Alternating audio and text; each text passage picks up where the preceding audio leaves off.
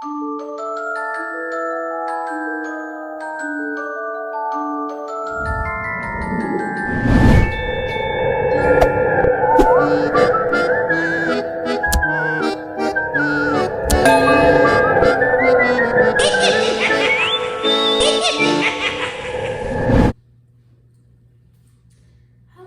and welcome to Kay, the Bougie Witch YouTube channel. And today we'll be doing something a little different. We're going to be doing a Halloween scary story special. Now, I was only inspired to do this because what's better than going to a costume party and trick-or-treating, telling scary stories. So that's what I've decided to do. The following story that you're going to hear is actually inspired by a true story. If you would like to read this story, click the link in the bio or description box below. Without further ado, let's get into the story. It was about 1 or 2 in the morning when I was browsing on YouTube in my dorm. It was storming outside, so I needed a distraction. I had my headphones in, scrolling through different videos of my usual YouTubers that I watch for entertainment. I always had trouble sleeping, so I turned to this to help me go to sleep. The lights started flickering, and eventually my power went out. I checked the group chat to see if anyone else's lights went out, and, well, judging by everyone's irritations, it was a campus blackout. Now, this was usual anytime the weather seemed severe. And staying in old dorms didn't really help the whole power being out. My phone was charged and I had LTE, so I continued watching my video. I was halfway through a pretty funny, lighthearted video when I suddenly started hearing a faint weep growing louder and louder. I tried to figure out what was going on with the video, but it didn't really seem like it was part of the music that was playing. I paused the video and still heard the weeping.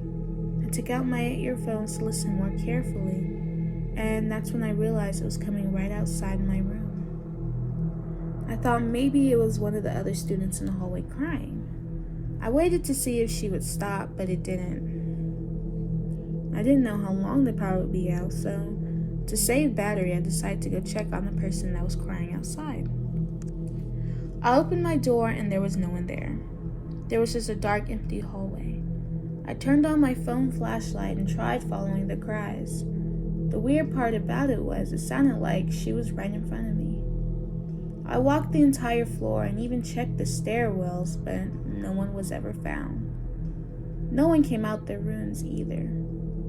It was like I was the only one here, or at least the only one hearing the crying woman. I decided to go back to my room and suddenly someone's door opens.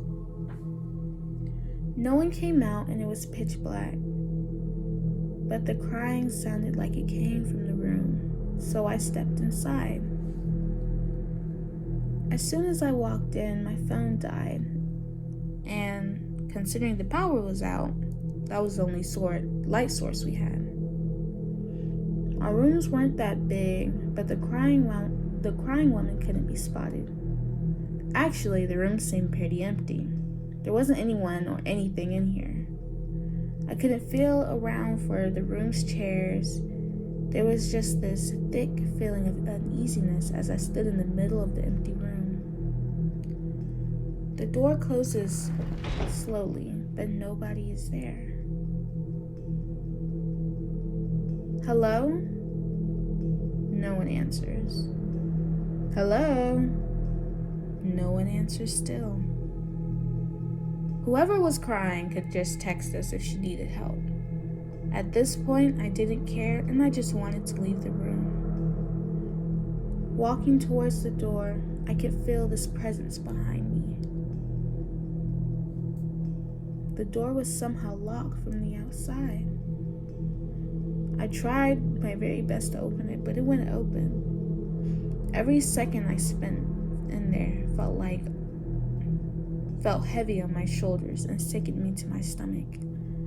I banged on the door until eventually it opened and let me leave the ominous room.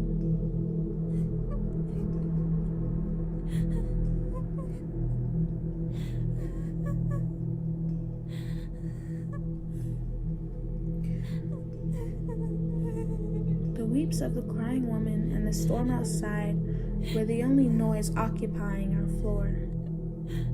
For the rest of the night, I hid under my covers in the dark room, trying to ignore the cries.